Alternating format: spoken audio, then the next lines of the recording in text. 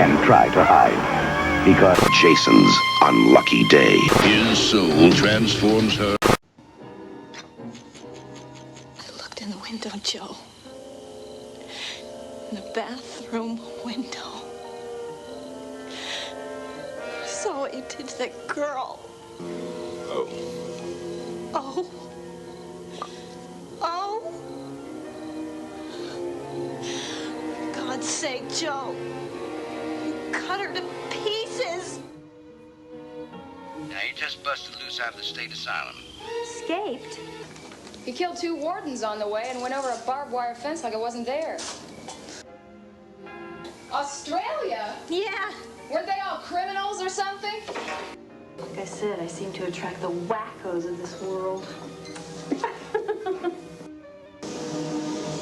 Pregnant by that maniac of a husband of mine.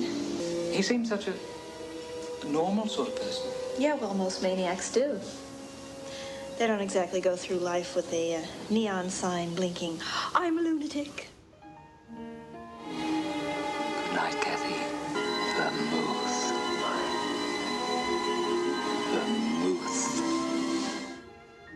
Oh, Gwen went away. Yes, indeed.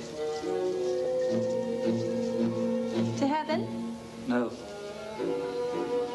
No, she was a filthy slut. Can't stand the thought of him still being out there somewhere, Sheriff. Hi, this is Adrienne King, Alice from Friday the 13th, and the Hysteria continues. And indeed it does. Welcome back to the Hysteria Continues, episode 136. And this time we're going to be jet-setting from Texas to Sydney with the PJ Souls little scene PJ Souls slasher, Innocent Prey. So it's a little bit more obscure, but it's worth hunting down. In fact, the whole film is actually on YouTube if you did want to watch it. It's well worth a view, or is it? Well, we'll be discussing that shortly. We've also got apparently the quiz to end all quizzes, although I'm not entirely sure if that's going to be true. It sounds like it's well, we'll see. But Joseph's got one of his cunning quizzes up his sleeve, and apparently it's going to be a battle off between myself and Erik to see who's quiz champion. Is that right?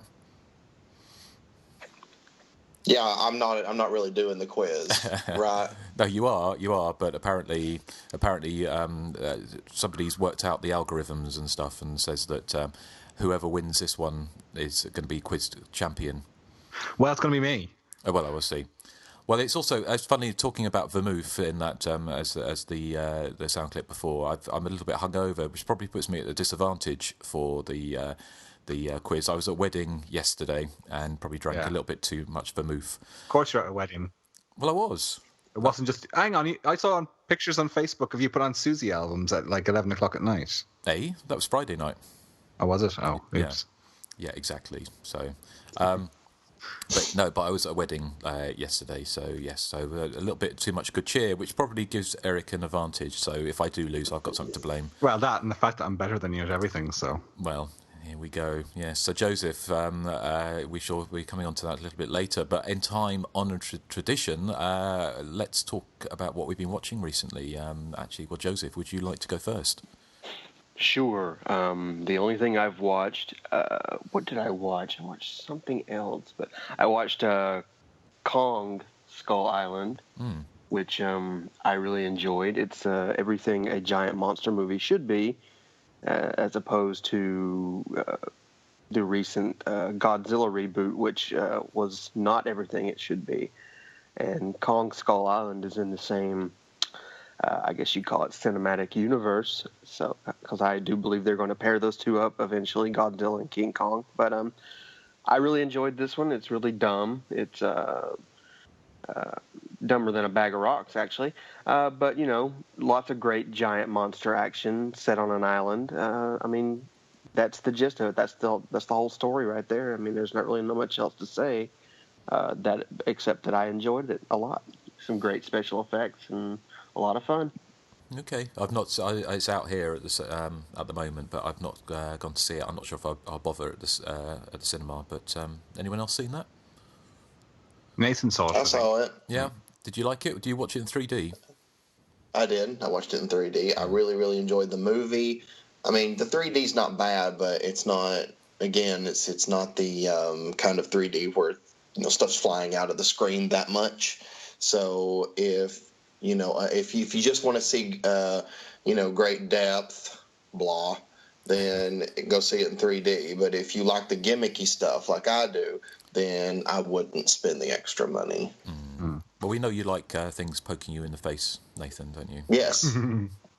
Big bits of rhubarb. Yeah, exactly. And other things that are long and thin and covered in skin, red in parts, and go in tarts. I'm going to have a rhubarb fit because I was reading what our listeners were saying, and it's like, who do you think will win the quiz? And like 10 people responded, and one person picked me. Everybody else is picking between you two. Oh my God, I'm going to throw rhubarb at all our listeners for like having no faith in me whatsoever. Yeah. It could get messy. Thank you, Joseph. Anything else? I rewatched Slither, but I'm not going to talk about that because I've already talked about that before. But that's it. Okay, all right, thank you. Nathan, how about you? Been watching any good rhubarb? No, I haven't watched any Rhubarb Lady clips lately. Last night I've been watching Feud, Betty and Joan, that new show that's come out. And Wes is watching it with me, so he had never seen Whatever Happened to Baby Jane. So he said, I kind of want to watch that. So we watched it last night. What can you say about it? It's a classic. I mean, everybody's heard of that movie. I really liked the movie. If I had any negative things to say, it would probably be that it's a little too long. I think that it probably, could be edited down a little bit to make it, I guess, maybe a little better paced. The pace can be a little uneven at times, but any scenes with the two of them is just great. I mean, I really enjoy it. I think it's kind of a fun movie. It's very over the top. That's what I like. So. Excellent. I've been watching Feud as well. It's good fun, isn't it? Yeah, I think it's a lot of fun to watch. I mean, it's just if you just like watching two divas insult each other back and forth, then there you go. Have you read the book, The Divine Feud? No, I have not. That's very good. That's good fun. There's loads of people that a lot of it's probably made up. And sort of quotes that were attributed to them were probably they didn't say, or they may well have done it. It's kind of, but it's I can't remember who wrote it, but if you look it up, it's Betty and Joan: The Divine Feud. It's well worth a read. I think that's what this is obviously based on the book. I always feel like they probably didn't like each other by all accounts, but I feel like the feud was kind of blown up to be bigger than probably what it really was. Yeah, it'd be interesting to see if it actually. I hadn't heard that they were getting on, and then they kind of manufactured the feud to sort of pit them against each other. But yeah, no, it's very entertaining TV. So, and of course the film's a classic. So, yeah, excellent. Anything else, Nathan? No, that's all I've seen recently. I want to go see the Belko Experiment. I'll see it before our next show. Okay, cool. Yeah, me too. I'm really looking forward to that. Yeah, that looks good. So excellent. Well, thank you. What about you, Eric? What have you been watching? Okay, well, I watched Grotesque after your recommendation last week. I went out and bought it in my local shop in the village. So a couple of things that struck me. Firstly, the guy who plays Linda Blair's dad, showing. And secondly, it's completely what you said, Nathan. It's a film when you put it on, you'll never guess what's going to happen in the final reel. It's not your typical horror film in any way. I mean, it's like 5 different movies stitched into one, but what's odd is that it doesn't blend them all together. It just moves through them episodically. So it starts off kind of like the punks reminded me of the futuristic warriors in Mad Max 2.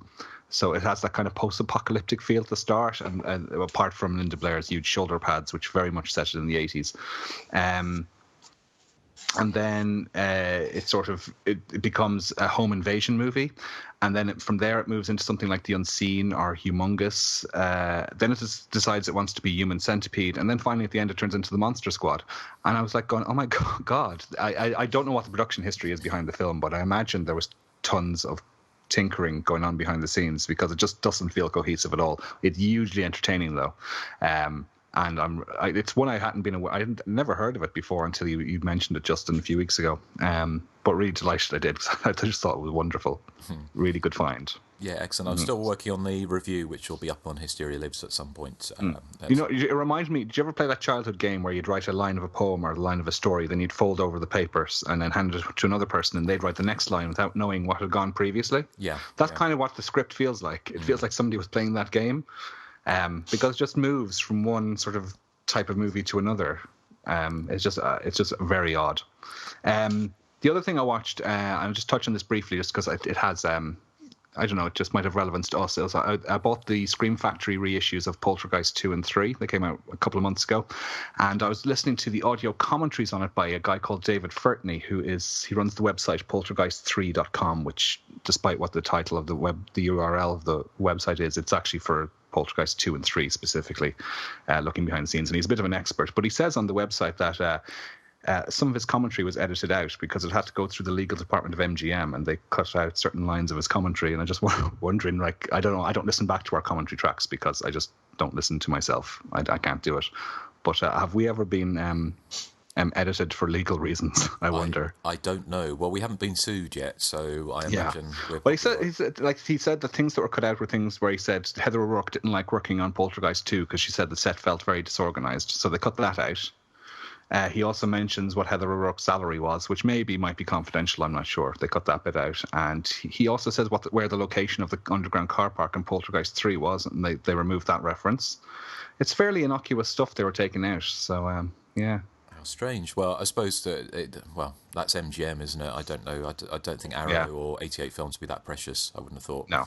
But actually, talking of Arrow and 88 Films, it was announced just a few days ago that we're doing our next commentary for Arrow will be for the 1981 slasher Madhouse, which will be interesting. So looking forward to covering that. It's not one we've done on the podcast yet. So and you did a commentary last weekend that I don't know if we're allowed to announce, are we? You did it with somebody else. Yeah, no, it's fine to announce. I've done. A commentary for the new Blu-ray release of Just Before Dawn with friend Callum Waddle for 88 Films, so that's going to be coming out at some point. I'm not sure exactly when, but that'll be coming out soon. Well, Code Red already put out the best edition of that film. So. I love Code Red, they're brilliant. Yeah. Won't have a bad word said against them, or... No. But I'm just surprised actually that Code Red allowed Just Before Dawn to even escape the United States. But there you go, miracles do happen. So anyway, anything else, Erik? No, that was it. Yeah. Okay, excellent. Just a couple of things I've seen. This film I've seen. I like to think I've seen pretty much all early '80s horror movies, but one that had escaped me until this time, or I don't remember seeing it, was The Entity.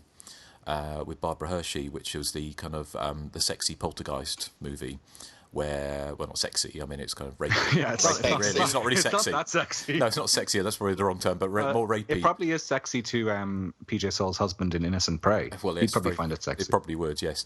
But I remember it coming out back in '82 or whenever it was out, and it was being a bit of a big deal. But it was kind of very similar to Poltergeist, actually, to funny talking about that, with the whole setup with the paranormal investigators coming trying to find out what's going on. But yeah, Barbara Hershey's character just randomly seems to be attacked by kind of a poltergeist who kind of rapes her. And obviously you never see this until it turns into a giant ice cube at the end. You never actually see the poltergeist. It's quite. It was. Yeah, I quite enjoyed it for what it was. It's kind of had that real kind of early '80s feel. I think it's shot in 1981, and it had that feel of like a Halloween 2 or something. That very much that kind of suburban feel going on in it. You guys seen it? Yeah, not for a while, but I did see it. Yeah, it used to be on the telly quite a lot back in the day. What movie is this? You cut out The Entity. Oh yes. Yeah. Okay. Well, it's kind of. I was wondering how they got away with it on TV, because the scene where Barbara Hershey, when her boyfriend or walks in and she's buck naked, full tit and minge, And Ew. the kind of, you can see everything, and her, like her breasts are being massaged by this kind of invisible force. So I'm kind of wondering how that would have played on TV, or if they. Well, it was on a sort of cable film channel we used to get for free.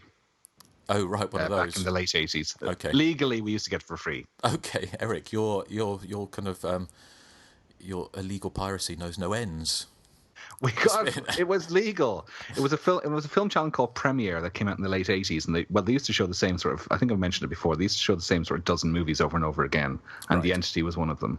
Okay. But they may have cut out the tit and minge bit, because I don't remember tits and minge in it. But right. But so I mean Stop making me say tits and minge. I wish you would, Erik.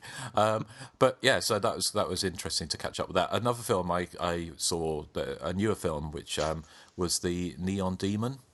Oh, I liked that. Did you like it? Yeah, mm-hmm. I quite liked it. I kind of knew I was off. I had a bug that was going around the office this week, so I was off work while I was kind of working, doing emails. I was watching it at the same time. And I knew that it wasn't a film that Stuart would watch because he hates like long, boring films. And I looked at it's 2 hours long, and when I looked at the reviews, it was kind of like basically an art house film.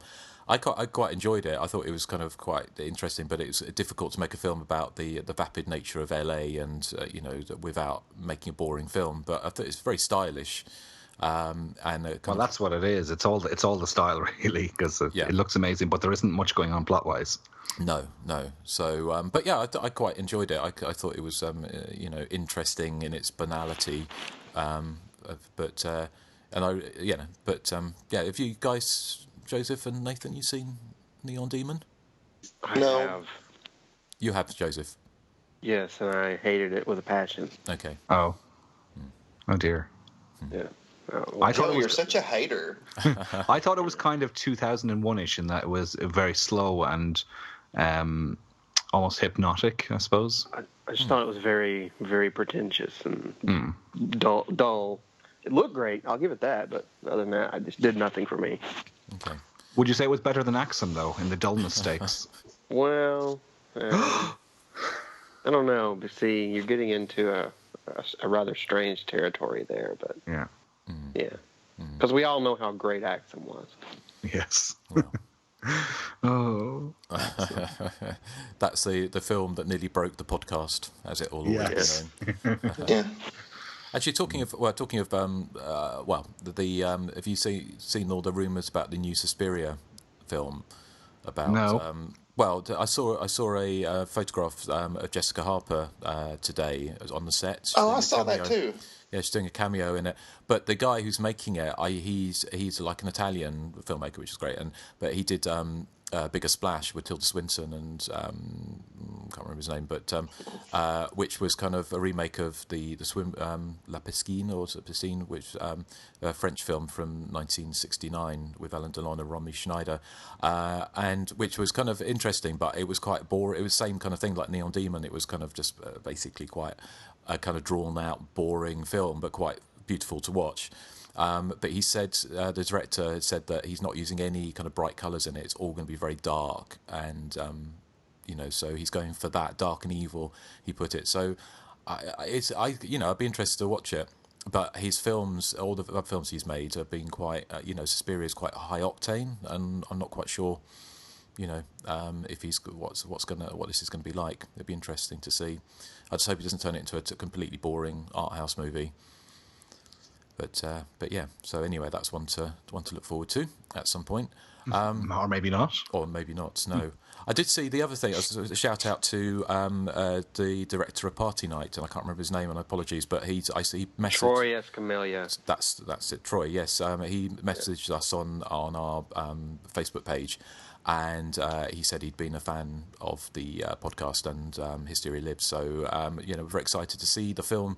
Troy, and if you are listening, if you want to send us a screener or an online link so we can watch it and then we can have a chat about it on here, would be great. But I like the I've just googled it. I like the poster.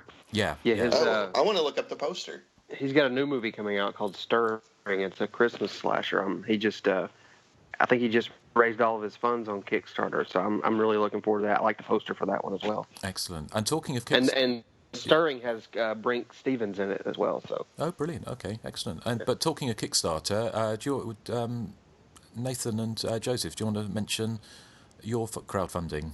What you're crowdfunding for at the moment? Sure. We're just doing I guess you call it a Tales from the Crypt episode. It's just going to be a 30-minute long little horror film that Nathan wrote, and I'm doing the screenplay for. It's basically about a young, newly married couple who are on their way to a rock concert and their subsequent honeymoon, and their car breaks down on a dirt road, and they're, I guess you could say, menaced by a sinister scarecrow. It's called Till Dusk Do Us Part. We're really looking forward to that. We're doing auditions in April. It was April 2nd, Nathan, I believe. I think so. Yeah. Anyway, we've raised half the budget. We've only got like $600 left to raise. So if you have a couple of pennies laying around, you send it our way. We'll do our best to make a scary little short film. And what we've written is actually pretty scary, as opposed to technically scary of what we've done before. I also like the artwork for Party Night. It looks very much like an 80s artwork. And I'm just looking at his one Stirring, which is coming out. It's got Helen Udy from My Bloody Valentine's in there as well. Yeah. I'm looking forward to that. So. Excellent. Well, maybe we can have Troy come on the show at some point and have a chat with us. That would be great. So all good. Excellent. Well, shall we move into the quiz? I think let's see who's going to be crowned slasher trivia king or queen. Spoiler alert, it's going to be me. We shall see. Maybe it'll be Nathan. Maybe of a shock. Yeah, but I don't think I would make me king. I'd probably make me tie with the three of you. The two of you. Then we'll have to do another quiz. A tiebreaker. Okay, well, this quiz is my swan song. I won't be doing any more quizzes. Nathan probably will, but I will. When I was putting this quiz together, I had no intention of making it my last one, but it's getting harder and harder to kind of concoct these things. So, just like jokes of the week. Yeah, so there you go. This is going to be my final one. So, basically, it's general slasher movie stuff. 4 rounds and 1 final bonus round. You know the drill. Round 1 is 1981 and below, so anything on 1981 and before. And Justin, we had a Facebook poll to basically we asked the listeners who they thought would win, and whoever had the most votes at the very end of the game, if that person wins the quiz, they can take away the points from someone else. So Justin, you're the favorite to win, so you'll go first. Oh, okay. What? So what? So I can. So even if I lose, I can take what? No. It's only if you win the quiz. What's the point of him taking away the points then? If he's just already as a won? final, just as a final. Just as add insult to injury. Yeah. Ooh. But it's not going to come to that. He's the favorite to win. So, Justin, door number 1, 2, or 3. And number 2, please. Okay, this is a quote from a slasher movie, and the quote is, "When you came to me in the woods, I thought, wow, here's a man with some imagination.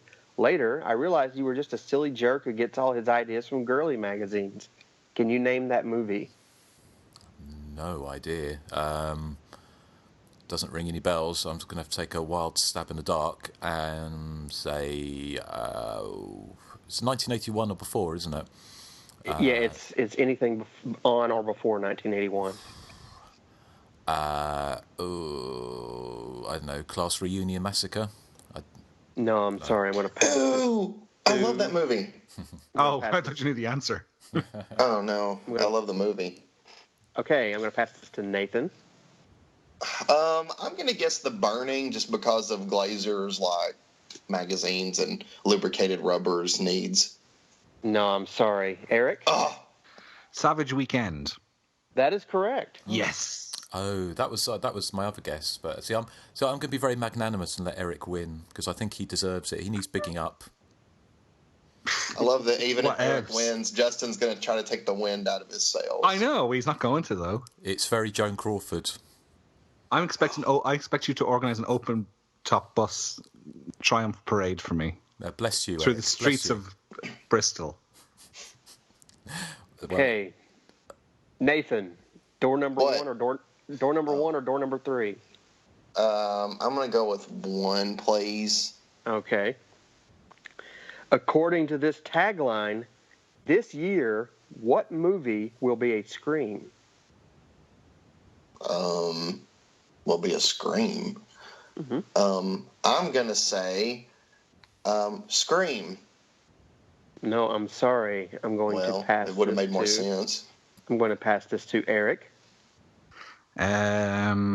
Silent Scream? No, I'm sorry. Justin? So, can you say it again? So, this movie will be this year. It says, according to this tagline, Yeah. this year, what movie will be a scream? This year, what movie will be a scream?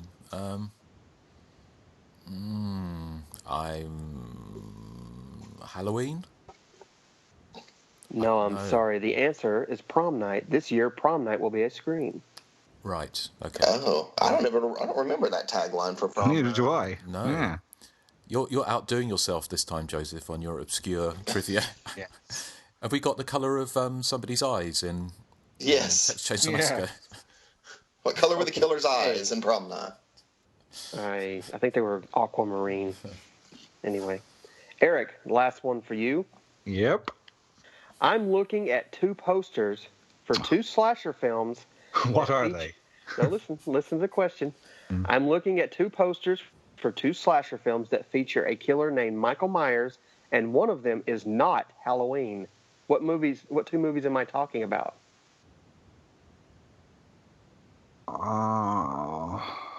Is the other one So I Married an Ex-Murderer? No, I'm sorry. I'm going to pass this to Justin. So one of them is Halloween, but one of them isn't Halloween. So Michael Myers. No, it says, I'm looking at 2 posters for 2 slasher films that feature a killer named Michael Myers, and one of them is not Halloween. Oh, I know What the 2 answer movies now. am I talking about? Oh. Justin? So I'm thinking. I'm trying to think. Okay. It's not Halloween. I don't know. Halloween 2? It's 2 posters. 2 movies. Yeah, Halloween 2 is a separate movie. Yeah, separate. What 2 posters am I looking at? Oh, Halloween and Halloween 2. That is correct. Okay. It's a trick question. Yes, I know. I got that after I... All right, so round 1 is over. Erik and Justin are tied. Nathan, dead last at 0. Well, that's because our fans had no faith in me, and it killed my confidence. Yeah. So how dare you all, except for one. One of you are all right. One of you is not going to get a bunch of rhubarb in your face. Yes. All right, round 2 is How Did They Die? This is for movies from 1982 to 1984. Good. And Nathan, will start with you. Door number 1, 2, or 3? I will go with 2 this time. All right. John in Sleepaway Camp from 1983. John. Which one was John?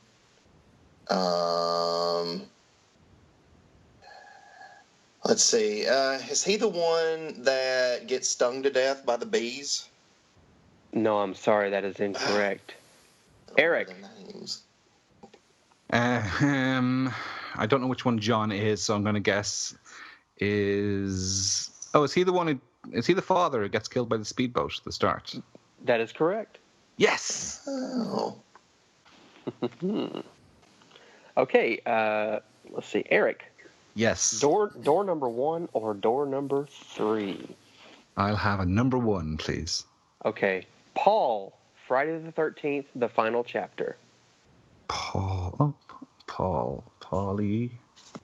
Which one is Paul? Oh, does he get the, that thingy to the crotch, whatever it's called, a spear gun to the crotch, as he's trying to swim out? That is correct. Yes! Or Eric's Justin? on fire. What? Well, I say you're on fire. I said that's a good Oh, thing. I thought you said I'm a liar. No. Oh, Eric, you're like the Donald Trump of the podcast. How dare you? I imagine you're tweeting furiously all the way through this. It's going to cut your Meals on Wheels funding if you're not careful. Justin, you're left with door number 3. Okay. So, how did they die? Charlie in Silent Rage. Oh, Charlie in Silent Rage.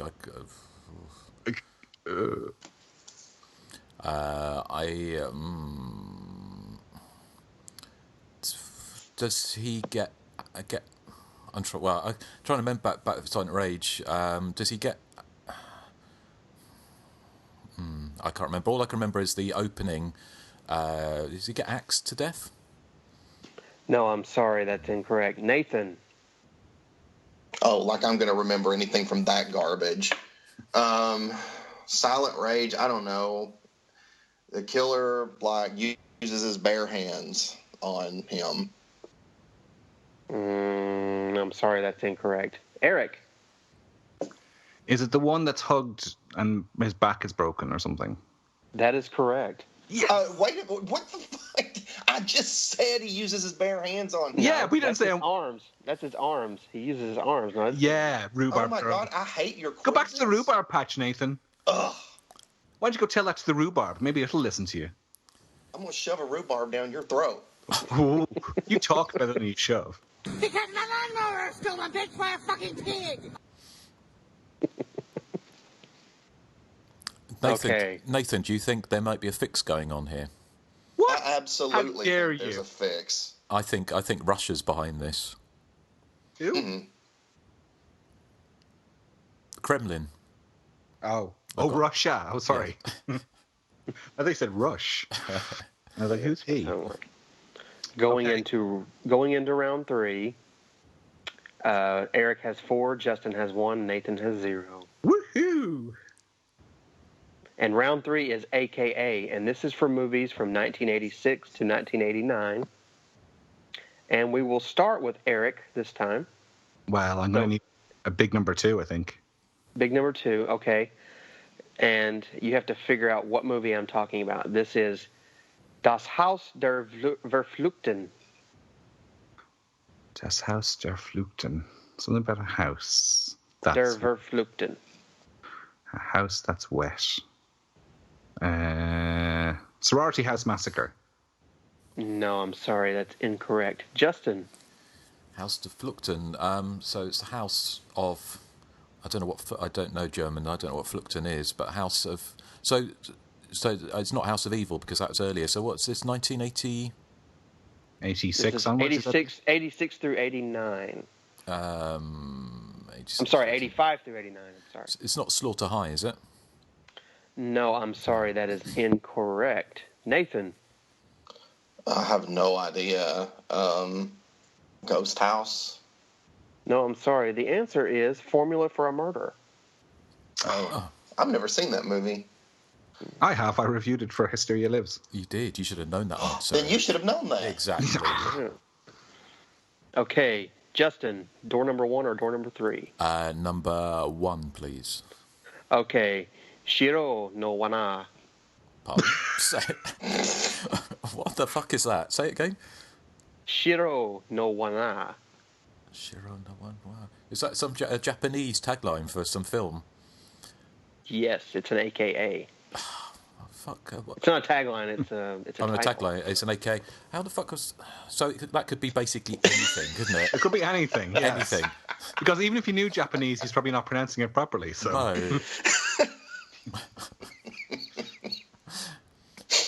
No. Is it Battleship Potemkin? Now you're just being stupid. No, all right, I'm just going to take a wild stab because if it's, I'm going to say Slaughter High again. I am sorry, that is incorrect. Nathan, do you know it? Well, I'm going to pick the only Asian movie I could remember that Justin reviewed on his site was that Deadly Camp movie.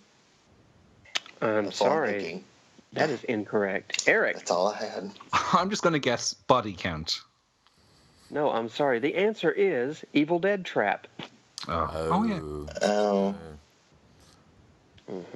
So I thought So I guess I didn't realise if I'd realised you were going down that route of actually rather than just an AK of a Japanese titling of an American movie. That's what I just thought as well. Okay, Nathan, you have door number 3. So yours is The Horror Party. The Horror Party. Well, it's spelled die, but I believe they pronounce it D. I'm going to say Killer Party. I'm sorry, that is incorrect. Erik. Well, it should have been. And The Last Slumber Party? I'm sorry, that is incorrect. Justin. Should have been that one too. So D Horror Party. Yes. Go on, say Slaughter High. Slaughter High. Is that your guess? That's my guess. I'm sorry, that is incorrect. The answer is April Fool's Day. Yeah. Okay. So, going into round 4 now. Erik at 4, Justin at 1, Nathan at 0. And this is anagrams. Oh, Nathan's going to stay at 0 this round. So, Erik, you'll go first. Door number 1, door number 2, door number 3, and you'll have... I think I went first last time, did I not? Yeah, I'm sorry. It'd be Justin. You'll go first. Okay. Well, I'll take number 2. Okay. I'm going to read out these letters, and you have to figure out what movie it is. And you have 30 seconds after the last letter. After I say go. It's like countdown. Okay. Okay, ready? Yep. R, G, T, K, P, H, E, O, E, S, E, and go. I'm rubbish at anagrams.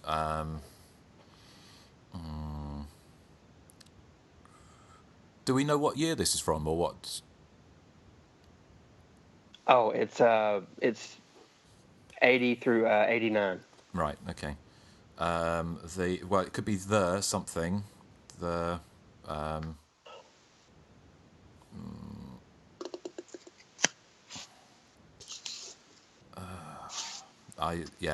kind of. 30 seconds of me stumbling around is going to be pretty useless, so I'm just going to give up. Yeah. I'm going to pass this then to Nathan. Okay, well, I don't have a good one. So I'm going to say The Spear Gawk, because that's all I can come up with. I love The Spear Gawk. Did you like that movie? Yeah, I love it. Erik, do you know it? Well, it's obviously the Sepper Group. Yeah, the Sepper Group. It's Gawk. That's the sequel to The Spear Gawk. Okay. Yeah. No one obviously knows that. No. Sepper Group. The actual answer is Ghost Keeper. No. Oh. I think we were all focused on the. Yeah, Justin threw me off when he said the, so it's his fault. Yeah. Mm-hmm. Okay, Nathan, door number 1 or door number 3? I want to go with 3 this time. Okay, are you ready? No, but let's do it. Okay. L, T, D, N, I, S, S, E, M, A, N, E, S. Goodness. Was that 2 F's for Freddy and fuck in the middle?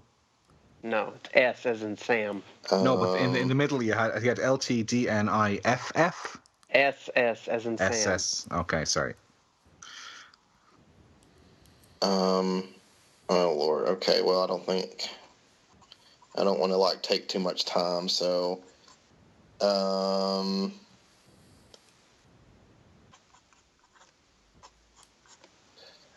okay, I'm gonna say name, sis, and digital. Because that's all I've got. I'm sorry, that is incorrect. Erik. Is it the maltiest dust? No. Justin. Is it littered knit and the mains? What does she do to the mains? That's it. The answer is Silent Madness. Oh, yes. I think we're great at anagrams. Yeah, I think we're taking away from this is anagrams aren't our strong point. Yeah. All right, Eric, you're left with door number 1. Malteous Dust is a good movie, though. I recommend it. Yes. All right, here we go, Eric. Yeah. L D B O S E O S I R T S. Go. Ooh. Okay, I can spot one word in there that I reckon. Oh, Blood Sisters. That is correct. Yes. I would never have gotten that one either. All right, this is it. The last round. It's Is it even needed? Yeah. it's a bonus round. Mm-hmm. Not really, but you know, it's a final bonus question, and you get 2 points if you get this question right. So, I'm thinking of a number between 1 and 100. No. This is to determine who answers first. I'm thinking of a number between 1 and 100. The person to get closest without going over will answer first. So, Justin, is our favorite to win. What number do you think I'm thinking of? Well, look at. I bet people are glad they backed me. 69. Okay. Nathan, what number do you think I'm thinking of? I feel like you're going to go with something familiar, like maybe your IQ. So Well, it's off the charts. I 6. can do that. Yeah, so I'm going to go with 31. Okay. And Eric? I'm going to go with my age, 27. Okay. Eric, you were actually the closest without... Woo! The number was 63. Hang on. Oh, without going over? Yes. No, Nathan was closer. He said, That was the closest. No, you said 6. No, I said 31. No, I said 6 because he said I'm going to think of what your IQ. You're probably thinking of what your IQ Okay. is. So Nathan said 31. So Nathan, you go Yay. first then. All right. Maybe I can get a point here. All right. Here's the question. Justin originally gave 1.5 stars in his written review for this 80s slasher, and we covered it on episode 63. 1.5. I originally wanted to say Splatter You, but I feel like he would have given that a lower rating. How dare you, Justin? So 1.5, and it's episode 63. Stop Googling. I'm not Googling. I don't know. I'm going to have to stick with Splatter You because I can't think of anything else that he would have given that bad of a rating. Wait a minute. No, I'm going to stick with Splatter You. I'm sorry, that is incorrect. Eric. Oh, I'm just going to guess Hide and Go Shriek. That is correct. Is it? Yes. I was about to say, did we even cover that? Justin, why'd you give that such a bad review? Yeah, Justin. Well, I've kind of grown to appreciate it a bit more. There's, like many of them, they're the reviews I gave many years ago. So so I watched it again recently. I enjoyed it more. What year did that come out? 87. 80, review. 87, 88. Oh, what year did the review come out? I can't remember. It must have been over 10 years ago, I think. Yeah, there it is, 1.5. So just so I've got this clear, Joseph, can I now take away all Eric's points? What? No, I won. You did not win, so... Yeah. No, but I thought there was a kind of in Justin, if you want, you could take away all my points. We haven't got any. No, but in subclause 2, paragraph 4... No, there's no subclauses at all. It said just that... just deal with losing, you big girl. Oh, well, I'm going to miss this. Well, maybe on my next quiz, I'll make it even worse. Yeah, your new quiz. Oh, wait, that's right. Yeah. That's right. Yeah, the new beginning quiz. There we go. Ooh, that's a good idea. All about a new beginning. Yeah. Anyway, congratulations, Erik. 6-1-0. So. Woohoo! So when do you want to do that open top bus parade, Justin? You're organising it, so just let me know when it's organised. How does sort of next decade sound to you? Well, it's only 3 years away. I can wait if you want. It has to be extra special, though. Oh yeah, well I'll find a milk float that we can drive around the back of the council estate for you. Congratulations, Erik. Thank you. You have won a perm like PJ Souls and Innocent. Oh, dream come true. Well, the parting gifts for our 2 losers is $1 million each, right, Joseph? Hey, yes, I want. If anyone deserves that perm, it's Justin. It's me. Yeah. Why would I deserve that perm? Because you're bold. Because I'm bold. Because you're bold, and you should be made to go around with that stupid perm, and everyone laugh at you. I feel like this movie would have served better called Innocent Perm. Yes. Well, we're talking of which, let's play. There isn't, to give you some kind of indication of how well known this film or isn't. It doesn't have a trailer that I could find. So here is some dialogue from the film.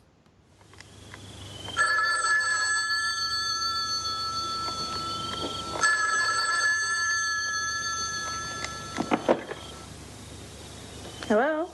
Hello, Kathy. Kathy, this is Sheriff Baker. Oh, hey. Hi, Sheriff.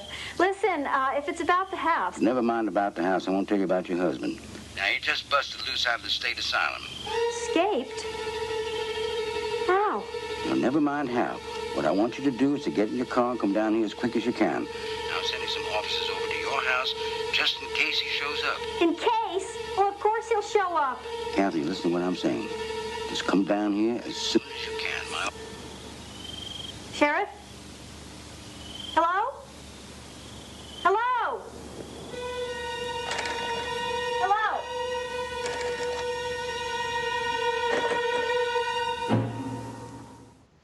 Though appearing to be a loving couple, Kathy is suspicious of Joe's need to work late every night. Discovering Joe's car parked outside a motel, Kathy watches in horror as Joe slashes a prostitute to death with a razor. Seeking help from her friend, Sheriff Baker, Joe is sent to the state hospital for the criminally insane, and Kathy attempts to rebuild her life in Australia. Soon after her arrival, Kathy becomes the object of obsession for her landlord, Philip, who observes Kathy's every movement through closed-circuit TV cameras hidden in her apartment. When Philip discovers that Kathy has fallen in love with Rick, he feels betrayed and plans an untimely and gruesome ending for both of them. In the interim, Joe has escaped and is also planning Kathy's brutal death. So, Innocent Prey is an obscure little number. We'll talk a little bit more about why it was so obscure. But, of course, it features PJ Soles, which, as most of you listening, or I imagine everyone listening, would remember from Halloween.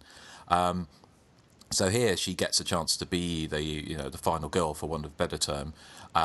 She's saddled with an incredibly bizarre perm all the way through. And in my review, I remember I quipped saying her hair was so big, it kind of, when she got the phone call from the sheriff, it was like he was saying the killer's inside your hair, or the phone call's coming from inside your hair.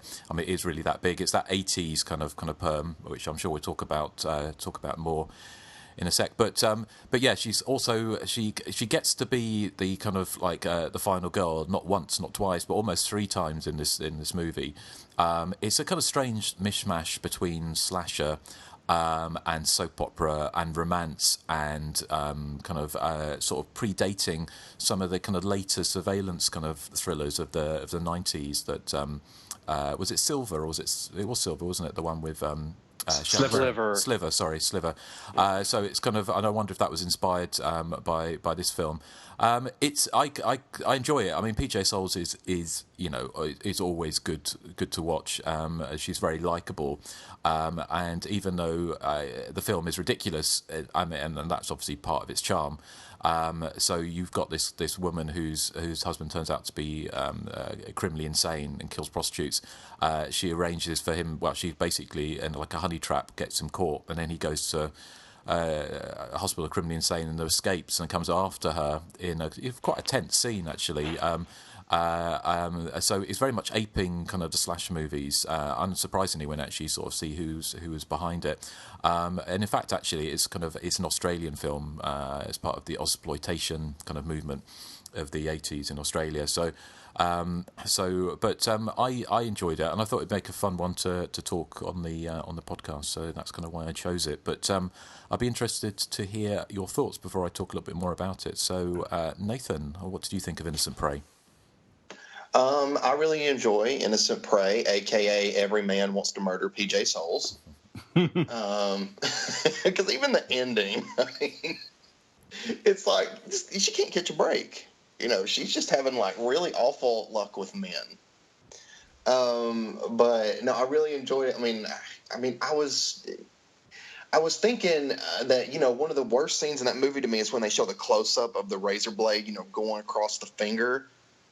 I mean, that just, it's so painful to watch to me. I mean, like all the deaths in this movie, and that's like the painful scene to me is a little razor blade slicing the finger.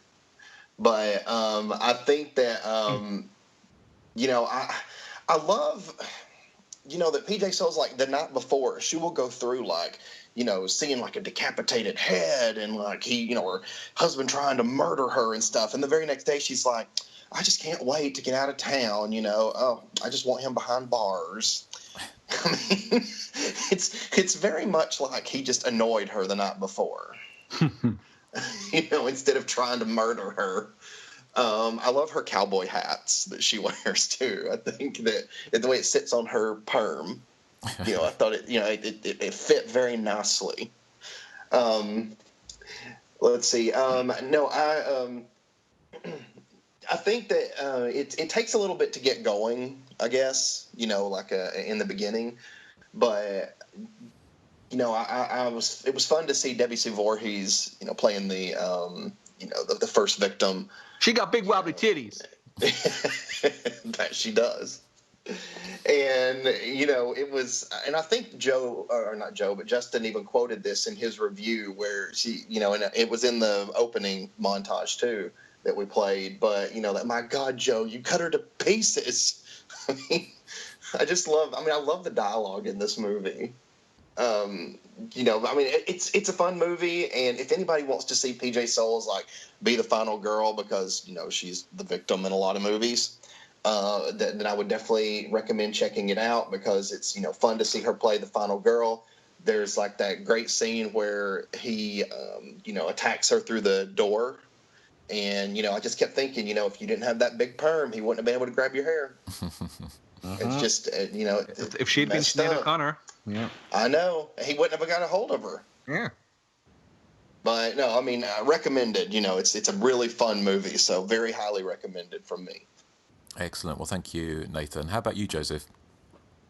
Okay, well, I watched this really late last night. Really last minute, and I was doing some research, and I stumbled across its Wikipedia page, and I really loved the plot outline they had on the Wikipedia page. It says, Kathy walks into a motel room and witnesses the murder of a young prostitute by a serial killer. She flees the country, and that's it. It's very in-depth, isn't it? Yeah, very in-depth. Yeah. I'll go one over on Nathan and say I absolutely adore this film. I loved it. I loved it to death. I had so much fun with it. I just think it's so ridiculous and so preposterous, but it's just so much fun. All the characters, even the Looney Tunes characters, are just likable and fun to watch. Of course, PJ Soles' hair is a crime against humanity. I think we've already discussed that. I did pick up a lot of the Psycho references, like on the soundtrack, especially during the driving scenes. And then there's the scene where after he kills the prostitute, the blood going down the shower drain. And, of course, we mentioned Debbie Sue Voorhees playing the prostitute. I wished I lived in that world. I'd probably be arrested for solicitation. I did like the attack through the window where he grabs her hair. I thought that was actually a really good scene. A couple of funny bits I had noticed is I love the scene where she discovers the decapitated head, and he shows back up, and she sprays him with Windex to get away. I thought that was hilarious. Never underestimate the power of Windex. And he can kill people so easily, but Windex, no, that's the stopping point there. And I love how Nathan said, after 2 attacks, and she decides to leave the country, she's all bubbly about it. She said, "Well, I can't wait to get out of town." It's like, I'll take a nice vacation.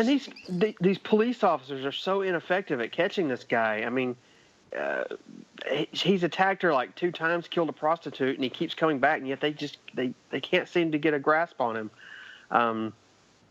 I also laughed at. I like the fact that he when he escapes from prison, he grabs a hold of the barbed wire to climb over the fence, and later in the movie he smashes through the glass to grab at her.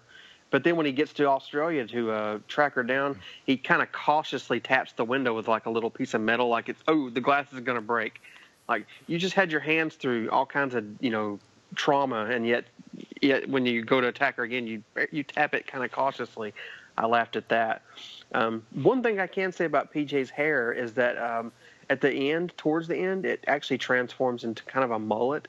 The perm kind of dies down a little bit, and she becomes she has kind of like a lion's mane going on there. But no, I mean, I really like this. I think it's a lot of fun. The only thing that kind of bugged me was the husband character when he gets to Australia.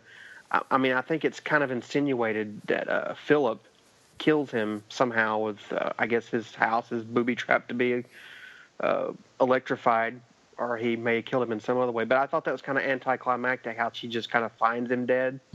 I mean, they go through all that, and then she just finds him dead, and that's it.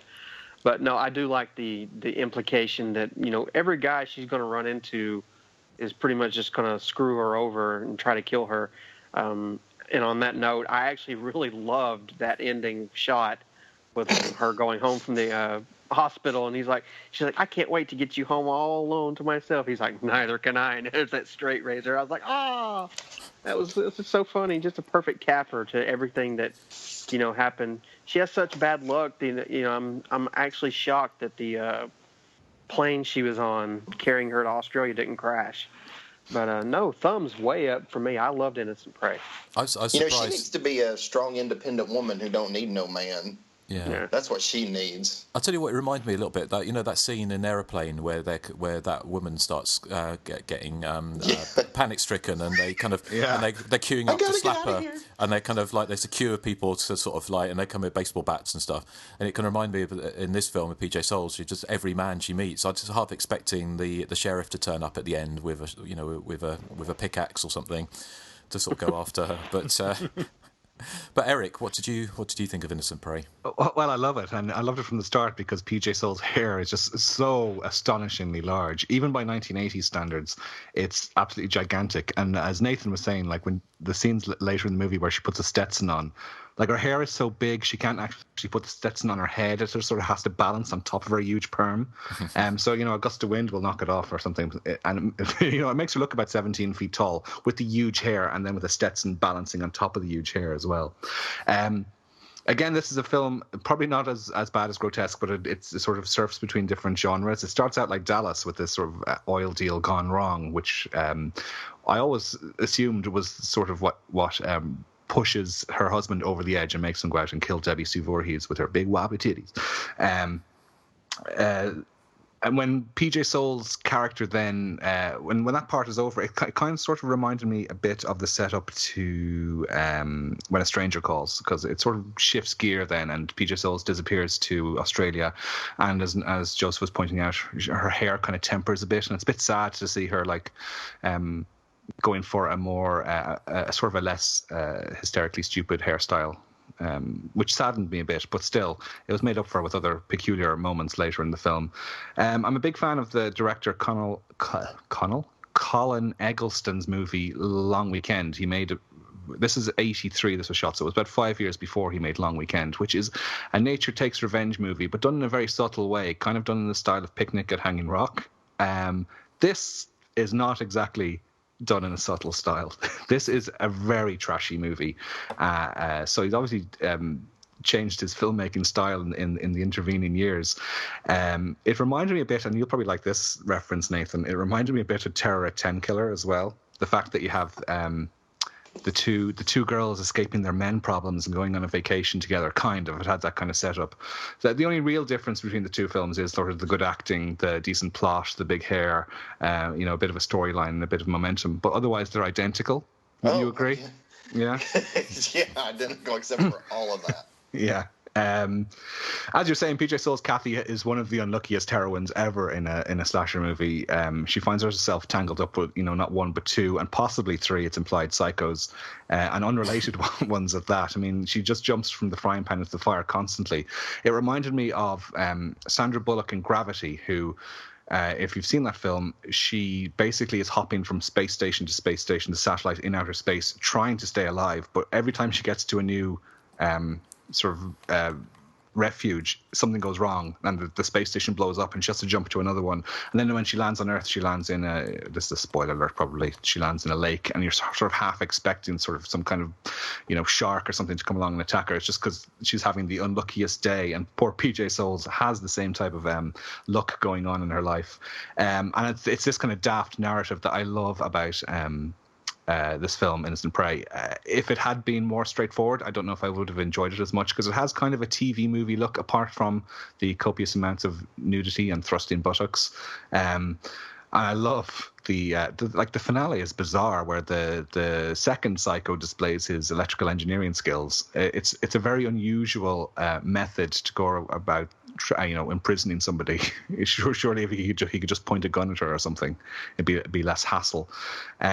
So I'm delighted that we chose Innocent Prey, because we've done a string of films that haven't really moved me that much. We had Jason Goes to Hell, which I didn't like, Axum, which I really didn't like, and we had Night Warning, which I did quite like, but it's not a film I can rewatch, whereas Innocent Prey is one I could rewatch quite a lot, because it's just hilarious. It's equal parts, it's fun, it's silly, it's hilarious at times. I don't mean to laugh at it, but sometimes it is laugh out loud funny.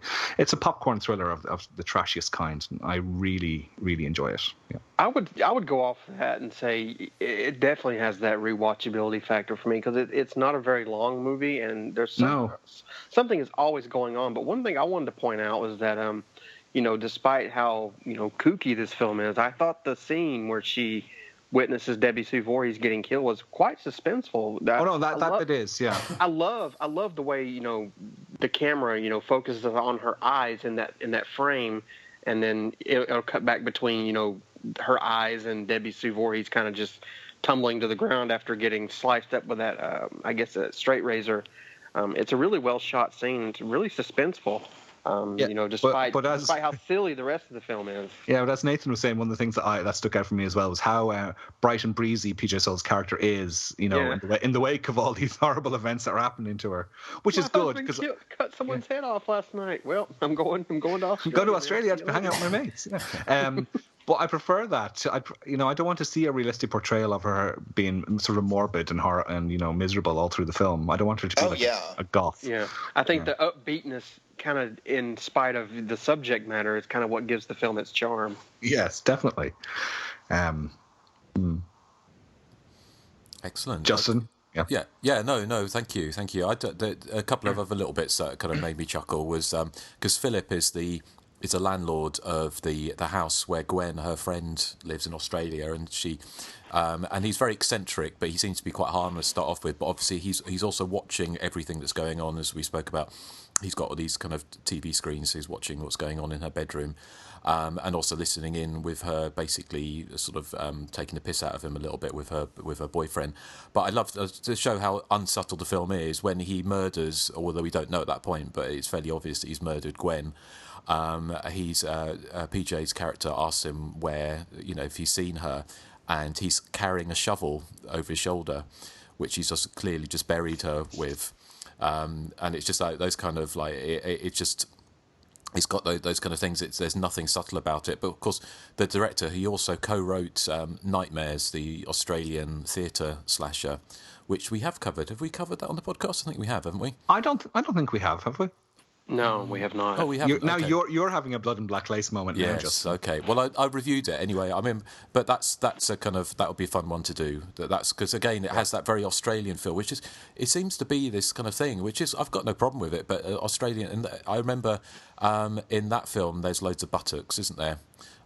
Sort of thrusting and people being cut on the backside with shards of glass. And in this one, you've got a very gratuitous nude scene with the husband sort of grinding away at Debbie Sue Voorhees in a bathtub of like what seems like 10 minutes of his buttocks going up and down, in and out, which is kind of it's hardly 10 minutes now.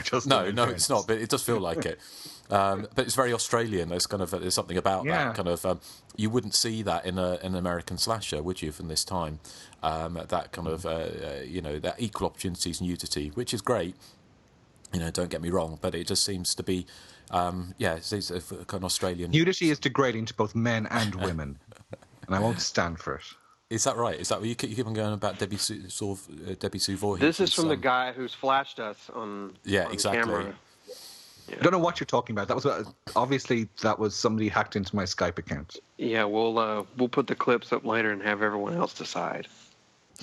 Yes, we'll see if it was really a little pink lipstick or something else. I kept expecting Erik the whole time going, "Would you do me? I do me. I do me so hard." Yeah.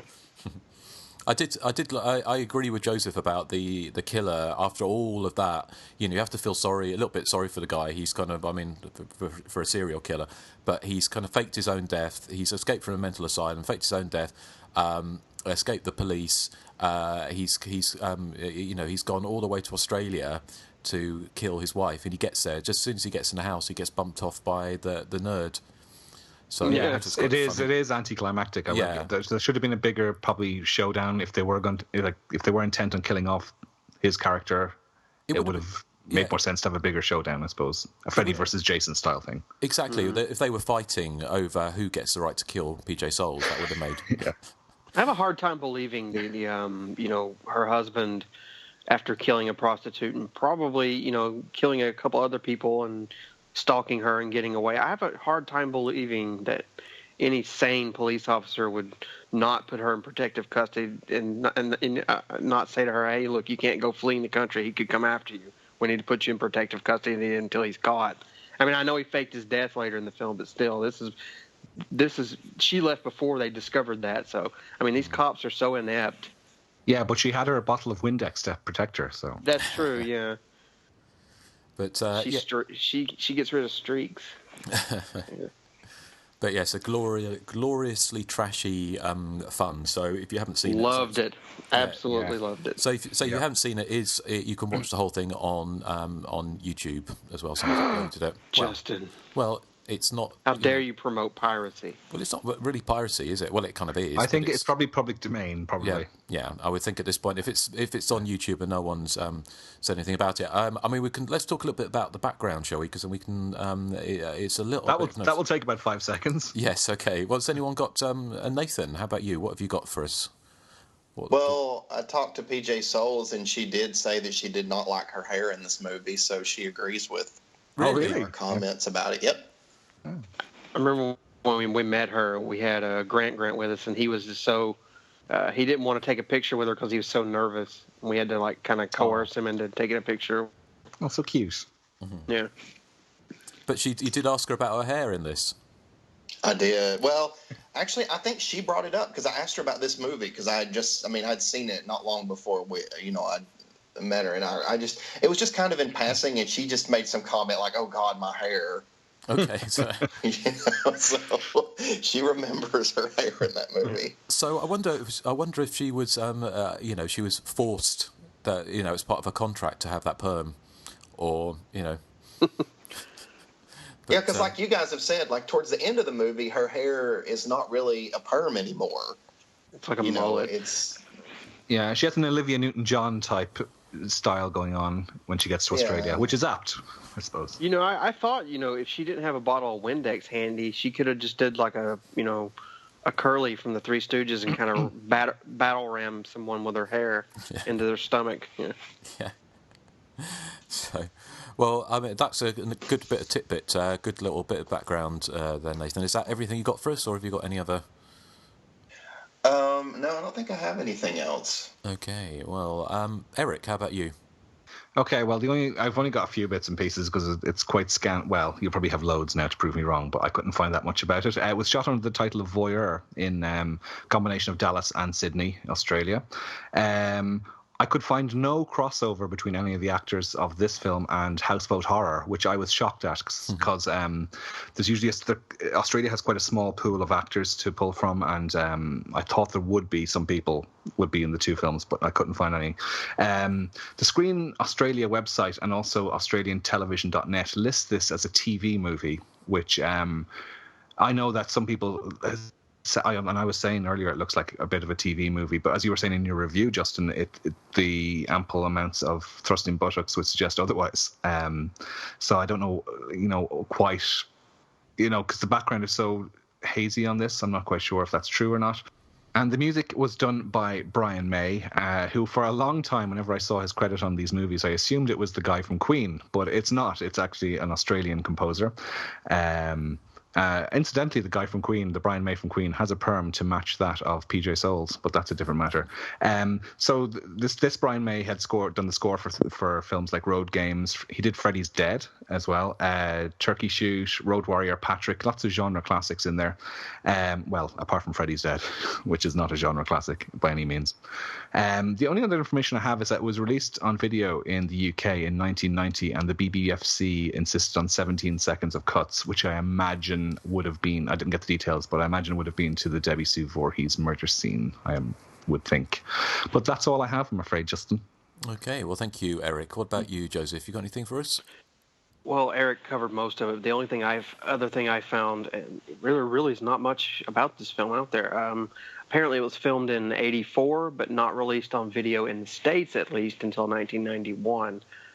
What I read was released in video in the UK in 1989. But, this is going by kind of IMDb standards, which, take with a grain of salt. But no, that's pretty much all I could find other than the things Eric's already covered. So. Well, you kind of covered pretty much to say it's not a film that's got a lot of background to it that we can find. I mean, I've actually got the American video here. Do you remember last time I shook it? So you're trying to guess which movie we're going to cover. It came out on the label here is Intermedia Video, a 1990 copyright. So it sounds like it's a film that kind of sat on the shelf, but I think very possibly what the film, because many genre films back in the 70s and I'm sure in the 80s as well were shot with different versions for different markets. So I wouldn't be surprised if it was shot as a TV movie for Australia, but they added in the extra buttocks and blood and stuff for like a... Now with 25% more buttocks. Exactly, of course. But then Australian TV back then may have been a little bit more liberal. I don't know. So it did get a review in Variety, so I was able to see. I haven't got. I'd love to get a subscription to Variety, but it costs huge amounts of money to sort of to trawl through it, even as like a not-for-profit thing. But you can see little snippets, and one of them, it said Variety called it a mildly suspenseful thriller.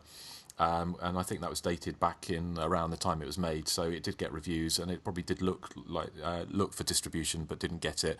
And of course, at this time, even with PJ Soles' name above the credits, it was kind of slasher movies weren't unknown, non-franchise slasher movies in 1983-84 were not being picked up as much as they would have been a few years before. So I think that's, I mean, to be honest, that's pretty much. I don't think there's anything else. Obviously, we mentioned Debbie Sue Voorhees. Obviously, was in Friday the 13th Part 5, and the director, as also mentioned, he was co-wrote Nightmares, which is kind of similarly trashy kind of slasher movie. Apparently, he was he was a big fan of Halloween, unsurprisingly. So that's, I think that's kind of like a lot of his inspiration for making this and casting PJ Soles in it. That's it, really. I mean, the Australian actors are kind of relatively well known down under. The husband's actually Australian. I don't know if you noticed, in his accent kept on slipping between Texan and Australian in the scenes at the beginning. But but that's all we've got. So if anyone else has got any more tidbits, or if you are in Australia and you know more about this movie, then do write in and let us know. But that was Innocent Prey. So before we get on to some other feedback, if we've got any other feedback, Joseph, do you want to do the boards? Because I know some people have made some comments about the film. Sure. Let's see. Adam Dillon says, just watched Innocent Prey on YouTube, and here are my takeaways. Jewel of the Gods looks like an amazing film. I don't know what he's talking about there. That's on that print. There's a trailer for a film called Jewel of the Gods before Innocent Prey starts. Oh, okay. And it looks like a very cheap Raiders of the Lost Ark type ripoff. So. Okay, I gotcha. He says the picture of Kathy's parents was the funniest part of the movie. Kathy is stalked by 2 serial killers in this film, but she manages to take everything in stride and with a smile on her face. Does anybody wear a cowboy hat that fits in this film? Debbie Sue Voorhees was totally fake taking it during the hotel sex scene. Eric, what did you think of those butt cheeks? They're okay. Need more. It's not really his type. Need more fat. And hair, maybe. Yeah. And finally, did anyone see the sign at the prison that says, "You're not getting out of here unless you jump this 6-foot fence"? It was kind of an easily escapable prison, in fairness. Yeah. All in all, a decent slasher. Thanks for the recommend. Is the Mutilator on your guys' radar? And I can answer that and say it most likely is on our radar. It is indeed. Yeah. Anyway, let's see. David Cook says, hang on just a second here. Let me do this. Yeah. David Cook says, PJ, I totally adore you, but your hairstyle in this is pants. The movie itself is quite good, but feels more like a women in peril television movie or even a giallo than a slasher film. Barring the Hotel Razor murder, there is a distinct lack of the usual sleaze and gore. Not that this is a bad thing, and the movie has some nice scares. The version I saw on YouTube had a jaw-droppingly awful trailer of all things a South African Indiana Jones knockoff. Ah, there they go. If I've learned anything from Innocent Prey, it's that they speak English in Australia. I did not know that. I'm glad he picked up on that. Let's see, who's next? Don Anelli says, it's a solid and enjoyable enough effort, a bit too thrillerish for my taste, but I've certainly seen worse efforts out there. Could have used more gore in the kills. Mitch King says, this is one of those elusive slashers that has escaped me. I need to seek counsel from the baby Jesus and rectify that. Simon Logan says, this time I'm actually going to make a point of watching the movie before the podcast comes out so I can leave thoughts, and he never left any thoughts. So I'm wondering, did you watch it, Simon Logan? And what did you think, Simon Logan? Please let us know, Simon Logan. I like Simon Logan. Yeah, Simon Logan. I like Simon Logan's name. Yeah. Simon Logan. Mike Alishan says, the main killer in this movie is PJ Soul's hair. Okay. It's killer hair. Yeah. David Cook again says, is there a behind-the-scenes story of PJ punching out the hairdresser? And that's all the Facebook feedback we have. Okay, right. Well, fantastic. Well, actually, I'm just going to play This Is How to Get in Contact with the Show. So, the content of this podcast was provided by Justin Kurzweil, Eric Frillfall, Nathan Johnson, and Joseph Henson. If you enjoy our program and are willing and able to provide a donation, please visit us on Patreon and become a content-designated subscriber. That's patreon.com/The Hysteria Continues. For non-subscriber PayPal donations and general feedback, our address is the.hysteria.continues@gmail.com. To listen and interact, simply search for The Hysteria Continues on iTunes, YouTube, Facebook, and Twitter. Susie versus Toya forever. And just like to say a quick thank you to the people that have signed up to Patreon to give us a little bit of a throwback for us doing the show. We very much appreciate it, all 8 of you. Hopefully we'll get into double figures soon. So the money kind of goes to help the running costs of the show, and also kind of keeps Erik and Chunky Kit Kat. So if you could throw a few pennies or cents our way, then obviously we'd very much appreciate it. So the Patreon, just go to patreon.com, I kind of guess, and search for Hysteria Continues. Is that right, Joseph? That is right, Justin. Okay, well, thank you, Joseph. So patreon.com. So /Simon Logan. Yes, we're thinking about you, Simon Logan, so hopefully see your name on there soon. Poor Simon's going to get a complex. But feedback, we do have some feedback. We've got a voicemail, so shall we play that? A very rare thing. So here yes, it is. Please, Justin. Okay, Erik, here we go. Hey, Hysteria Continues, guys. This is Jay the Haunt Cub calling in / writing, I guess, since you don't have a phone line. I'm sending this as an attachment. Just got back from Monster Mania 36 this weekend in Cherry Hill, New Jersey. It was a lot of fun. Super, super packed. Tons of people. I think the main draw was the kids from Stranger Things, the TV show, as well as John Cusack was the headliner for the show. But it was almost out of control crazy. Still had a great time. Got a couple signatures that I've been wanting. Anyway, I wanted to thank you guys again for sort of getting me back into the slasher subgenre. I was always a horror fan, but I don't think I appreciated slashers back in the day as a kid like I do when I'm rewatching some of these now. So I really appreciate that. I wanted to bring up a slight, because I hear you guys talk about John Waters all the time, just a slight connection for me, because I grew up in Baltimore, which is where a lot of the Waters films took place. I have a few little tenuous connections to him. I actually auditioned for the movie Cry Baby, which I didn't get. It was really for just sort of background people, for dancers and stuff. This was back when I was in college. I didn't get the part, and ironically, I've actually never watched the movie, so I don't even know how good or bad it is. Also, when I went to see, the Waters movie with Melanie Griffith and I can't think of what it was called. Cecil B. Demented. That was it.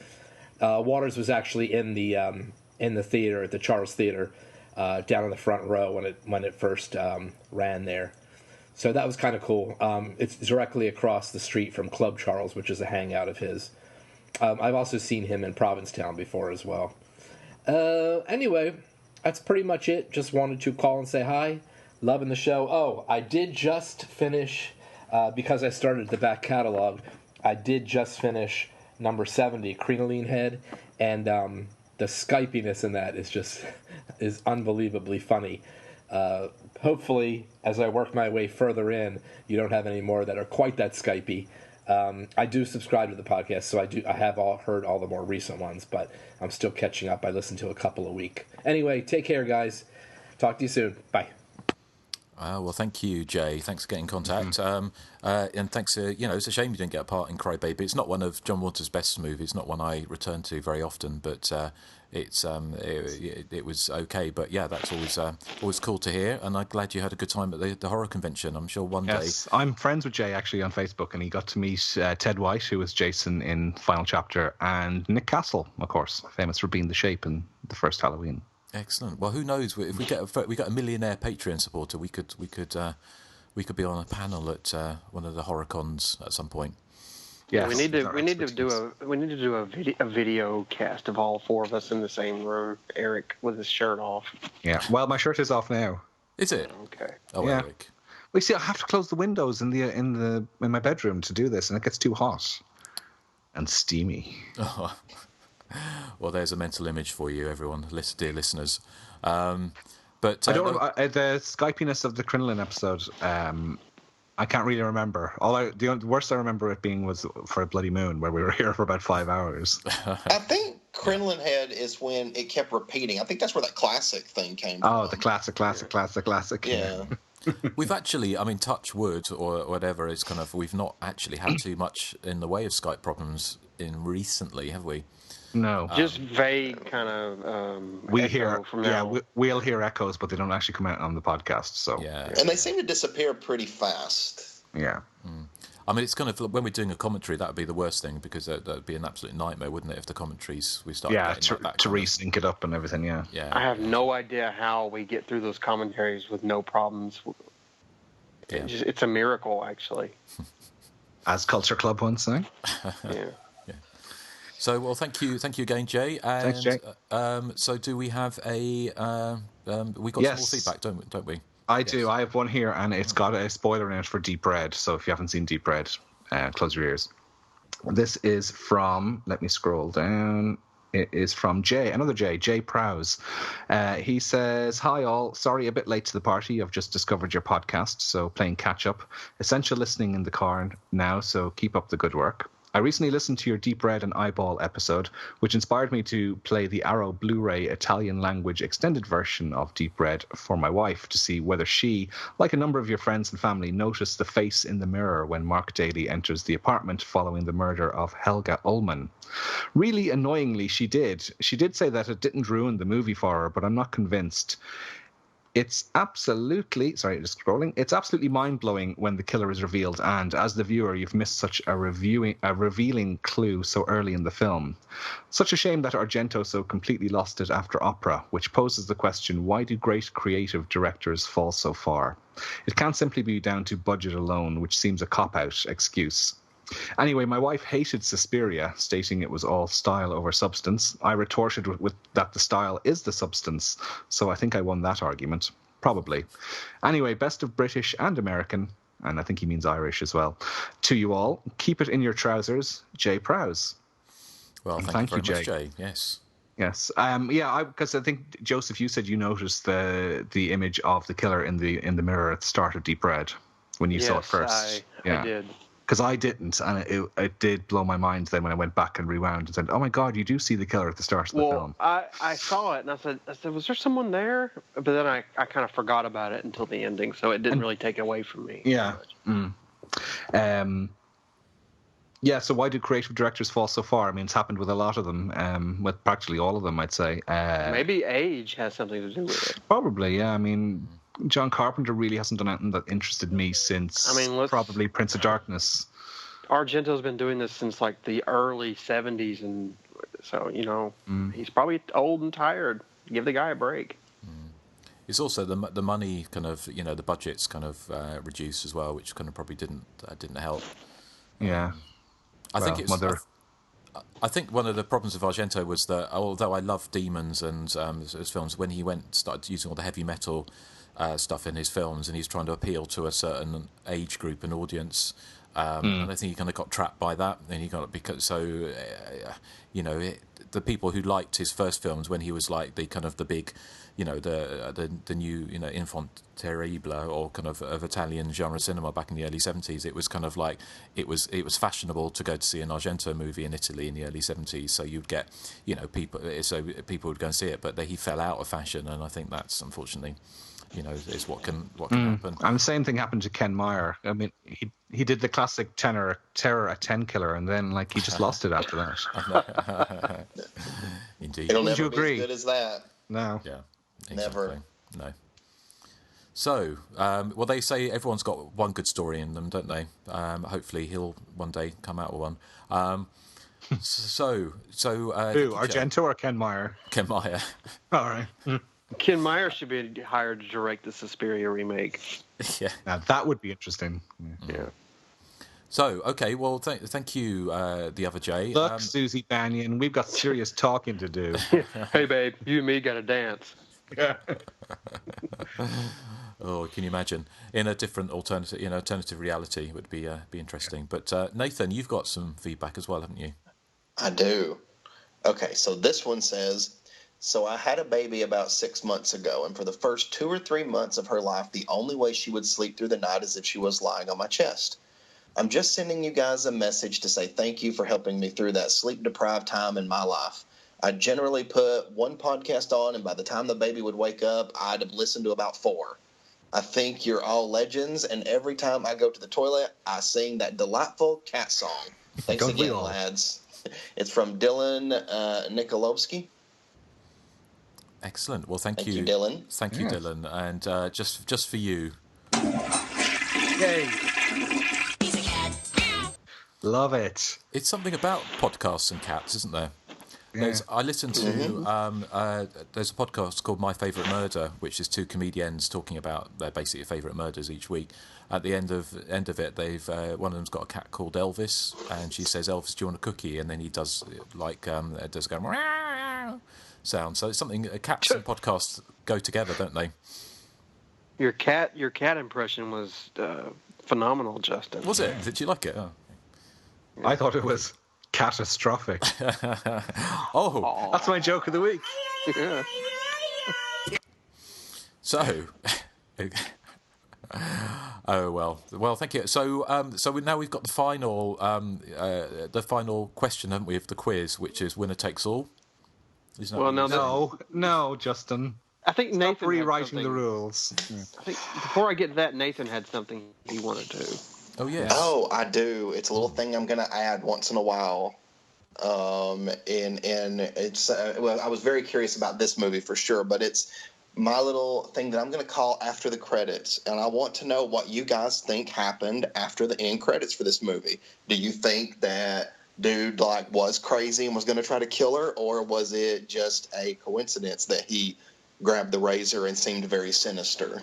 I thought maybe he just needed a shave. Yeah. That's all you thought? Yeah. I thought that he's going to cut her hair. Yeah, he says, look, enough is enough, bitch. Yeah, he said, like, we're going to get together, but you can't keep that hair. Yeah, because if this was filmed in '83, the short hair was in, so you could have given her maybe an Annie Lennox look.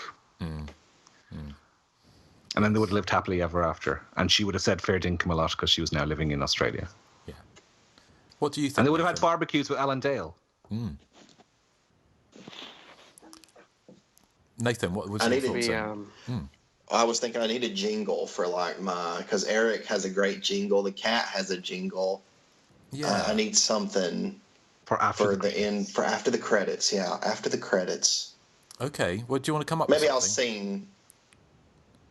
Yeah, we'll come up with something and then send it to me. And we can have it as a... I mean, we've got loads of sound effects. We can have, like, I don't know... Or... I mean, whatever. The world is your oyster, Nathan. So No, I love, though, that when I said I would sing, you gave this long pause, and you're like, okay. Yeah, we'll have some clips we could play instead. Yeah. Well, how about you could even ask a listener to come up with a jingle. There you go. Send me a jingle, listeners, for after the credits. Exactly. It sounds very much like kind of those late night talk shows used to have in the 80s, when it'd be like, two people sit down over with a glass of wine to talk about a book. Yeah. It's sort of like my Round Table Algonquin. Exactly. That's it. Yeah. The Albuquerque Round Table. Yeah, that really stuck around, didn't it? Well, I had a lot of fun with it, but the problem was coming up with new things. But I think after the credits is something that it can always be discussed. Yes, if there's some kind of final shot, which there tends to be in horror movies. Yeah, it'll always work. I think that would be good. And we're talking. So, what happened after the opening credits of Friday the 13th Part 2, Nathan? Oh, well, I mean, nothing. There was just a big dream sequence. Yeah. They all sat around talking about Veronica. It was actually Jason's dream. People don't really know that, but it was Jason's dream. He was having a good dream. Okay. Well, I think it'll definitely be interesting. I mean, we've got we can have a think we're going to be choosing another film shortly. But Joseph, you've got something as well, haven't you? You've got the other part of the game. Oh yeah. Let's see. I do have a new question. Someone got the last one right. It was Declan Gallagher got a point for Fatal Frames. He guessed that correctly. So here's a new question. Currently, the scores are Robert Ciardello with 1, Tristan Comer with 2, Declan Gallagher with 1, and Joshua Grattan with 1. And the new question, or the new clues, are roommates, hot RCA property, and snow fence. Oh, I know what you're talking about. I'm not going to say it. The hot RCA property sounds familiar. Is it Slaughter High? That's it. There you go. I won the quiz, finally. Okay. But talking of next time, whose turn is it next time? It's me. It's Erik. So, So as this was quite obscure, Axum was quite obscure, Night Warning semi-obscure, I'm going super duper mainstream, I'm afraid, with my next one. I had to look back through the catalogue to see when we last covered a film of this series, and it was last May, so I think we're due to do part 3 of Nightmare on Elm Street. Dream. Oh, fun. Yes, and apparently, Nathan, I was looking at the description of our Freddy's Revenge episode, and it says perhaps the beginning of a feud between Justin and Nathan happened on that episode. So I think that was the start of Rhubarb Lady. Oh, I might need to go back and re-listen to that. That was, I think, it was the moment where you were doing your recently seen, and you interrupted Justin. Justin hadn't finished. Oh yes, that was a classic as well. Yeah. A classic moment. Yes. So yes, we're going for Dream Warriors next. Excellent. And I expect Joseph to sing the Dokken song for us. Maybe tonight you'll be gone. Yeah. Excellent. Well, my falsetto is not what it used to be. I'll have to squeeze my Justin, you like Dokken, don't you? They're a goth band, aren't they? I don't even know who they are. Is that? I know they did. Aren't they black? Isn't it a black? No, band? No, they're very white and have hair to match PJ Souls. Hair metal band. But wasn't there a kind of there was a song by there was other songs in that film, wasn't there? And I thought I'm thinking about. I don't think there isn't Dream Warriors. I think it's from 4 onwards they started having sort of introducing hip hop and. Okay, maybe that's what I'm thinking of. But But yeah, well, okay. Well, talking of songs, we're going to be playing out with some Britney Spears. Of course, we're playing out with Britney Spears, which I thought was just quite apt. Kind of like, oops, I did it again, and I'm not so innocent, and all that kind of thing. Like poor Hit PJ me, baby, Souls. one more time. Exactly. Yeah. So a little mega mix of Britney to take us out. So thank you. You for listening. You should have played her classic album track, "Electric Door Handles." What's that? I've never heard of that. I've only know 2 Britney Spears songs. They're both she has the a same. song called "Electric Door Handles," and it's about door handles that are electrified. Okay. See, it would have been more apt. Yeah. I would have picked "Give Me a Head of Hair, Long Beautiful Hair." Well, she shaved all her hair off, didn't she? No, I'm talking about the perm. Yes. The song I would have picked, yeah. Oh, is it? She got... Well, I didn't know all this stuff. I don't... You see, I only know 2 songs. Justin, I'm only making up the fact that she has a song called "Electric Door Handles." Oh, okay. Well, I'm not... You don't think there's actually a song called "Electric Door Handles"? Well, I don't know. In the world where you've got, like, you know, ridiculous kind of songs by people, you know, like Toya springs to mind. Hey! Anything could be possible, couldn't it? So, anyway... Okay, well, thank you for listening to The Hysteria Continues. We'll be back next time with Eric's Choice and back to Elm Street. So join us again. So thank you for listening. Say goodbye to the good people. Bye. Enjoyed Britney Spears. Bye. Nathan, you haven't said goodbye yet. Oh, goodbye. Thank you. So rude, Nathan. I'm so upset.